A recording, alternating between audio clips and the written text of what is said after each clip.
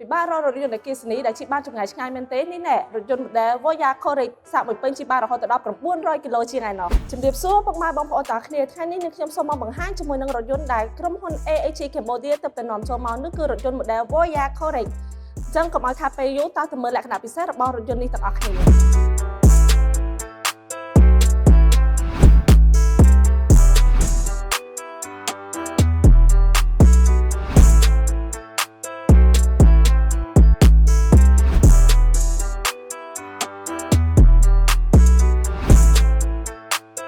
រថយន្តនេះដំណើរការដោយអគ្គិសនីសុទ្ធដែលមានកម្លាំងម៉ូទ័ររហូតដល់230គីឡូវ៉ាត់កម្លាំងរមុលរហូតដល់395 Newton meters ជាមួយនឹងកម្លាំងសេះរហូតដល់313 HP កន្លែងមកមើលការ design របស់យើងវិញជាមួយនឹងខាងមុខរបស់យើងគឺយើងភ្ជាប់ជាមួយនឹង daytime running light ដែលជាប្រភេទ matrix LED ហើយខាងក្រោមនេះគឺជាប្រភេទគុជដែលកាត់ផ្ដាច់រវាង pha ជាមួយនឹង code ហើយរថយន្តនេះបានភ្ជាប់ជាមួយនឹង sensor រហូតដល់12គ្រាប់ខាងក្រោយ6គ្រាប់និងខាងមុខ6គ្រាប់ហើយអ្វីដែលកាន់តែសំខាន់នេះរថយន្តនេះបាន design មកជាមួយនឹងគម្របខាងលើនេះគឺគេ design បែបជារថយន្តបែប performance រថយន្តបែប sport តែម្ដងរីឯកាមេរ៉ាវិញគឺយើងមានច្រើនខ្លាំងមែនតើមានរហូតដល់540ដឺក្រេមើលរហូតដល់បាតឡានហើយយើងភ្ជាប់ជាមួយនឹងកាមេរ៉ា record ដែលអាច record បានទាំងខាងក្នុងនិងខាងក្រៅយ៉ានកង់ទំហំ20អ៊ីង alloy wheel បែប sport ជាមួយនឹងដៃទ្វារបិទបើកអូតូ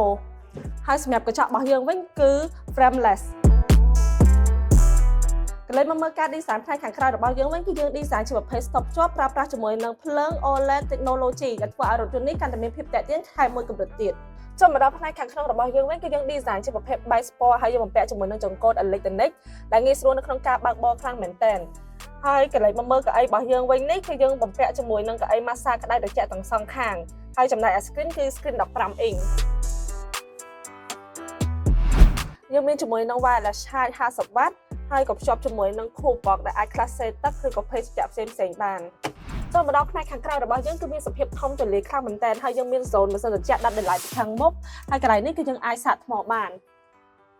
ហើយយើងមានកន្លែងដាក់កំប៉ុងទឹកទៀត